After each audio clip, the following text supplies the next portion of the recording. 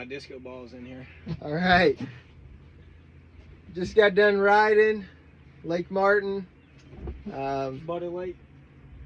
Matthew, Dauphin, got the hookup. Thank you for the pulls, homie. Absolutely. It was awesome. He's a great rider here on Lake Martin.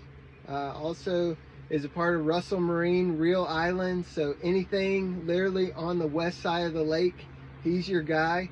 It was really cool to see him out there riding. How long you been wakeboarding? I'd say we started in 2009. 2009. Yes, I sir. can't do the math on that. But Behind the a old long Sea time. Ray. Yeah, so I'm going to throw some clips at the end so you can check it out. But it's always cool to see how, number one, high you go on all your tricks, but also that there's zero fear. You know? Oh, there's some fear in there. Okay, there's well, a little bit of fear. Okay, well, that's what pushes it. Maybe because you're at 70 foot, I can't tell because it doesn't look like fear to me. But what I do see is full commitment. Thank you, sir. You know? Thank you, sir. So, I try. that was one reason I wanted to interview you because, you know, you're fully committed to Russell Marine, fully committed to wakeboarding. You want to see the sport grow, and I'm happy to share the light your way.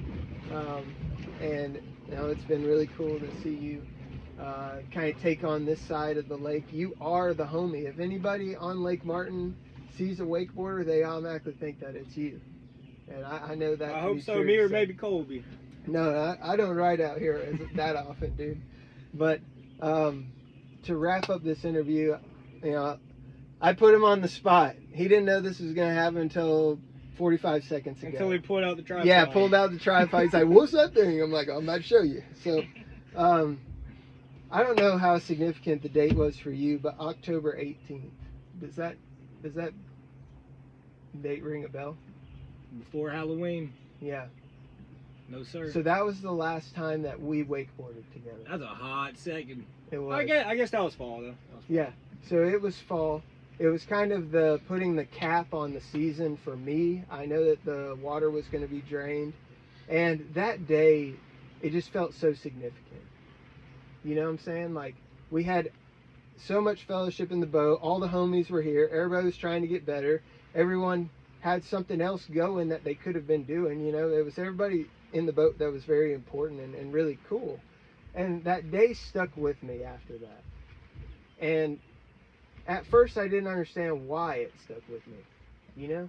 Like, it was like, yeah, that was home. Okay, yeah, it was the cap on the season. I get it. You know, it's probably the last time I wakeboarded. So it would come up, you know, I'd visualize my run. First time riding with new people. Yeah, well, it was like I would visualize my run and go back to that day. Like, that was the last time I wakeboarded. So I thought about it often. And I don't know if you remember, but I had a chance at the end where I did a double up.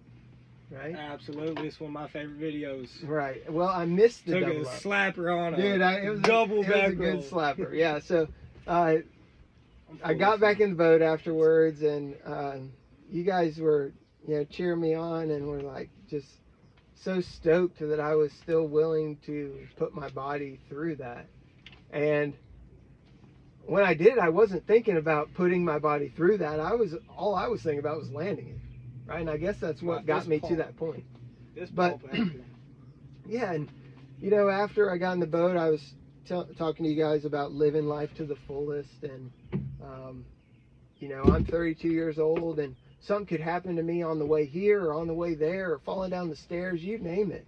Like, there's so many unpredictable things out there, and I didn't realize how significant that thought was at the time.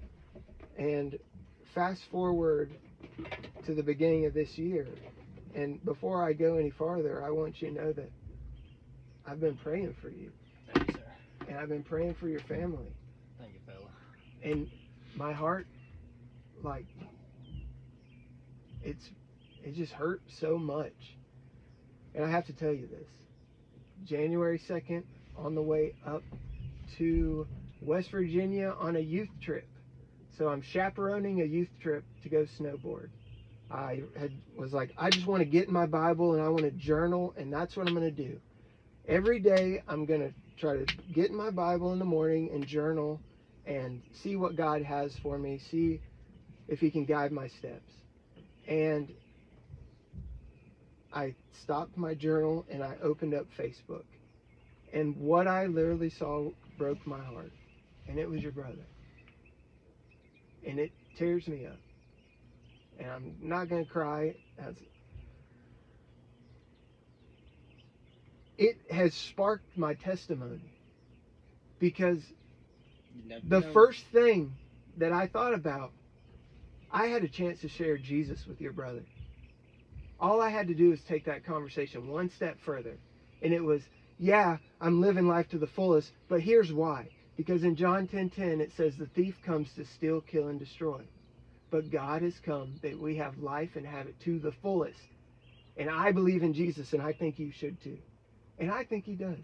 You know, I think really, truly, he's taken such a negative thing and turned it into a positive. I know he has in my life, and I'm on the outside looking in. Dude, I see you like, what, twice a year maybe? You know, hopefully more, right? But to be honest, right? And you've been on my mind so much, and you have sparked my testimony and me to be able to actually share my strengths and then share God with that, you know? And what I've been able to know right now is that your brother, he's just a better party planner than you are. That's it. God called him home a little bit sooner to prepare a celebration, a grand celebration. Good way to look at it. Absolutely, man. For sure. And then you have the opportunity to be a shining light and show love even though you've been wronged. Because it's very easy for you to blame God for that scenario because it sucks. Everything about it sucks. Yeah, for sure. But on the other side of that, there's a blessing.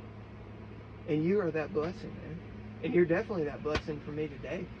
Love you, Thank dude. you, sir. Yeah, it was man. just you stopping on the kayakers. That's all you need to know. We won't. We saved No, some no. kayakers. We want our treasures in heaven, not in this world. So we're gonna keep that one to ourselves. It was pretty cool. Y'all have a great day.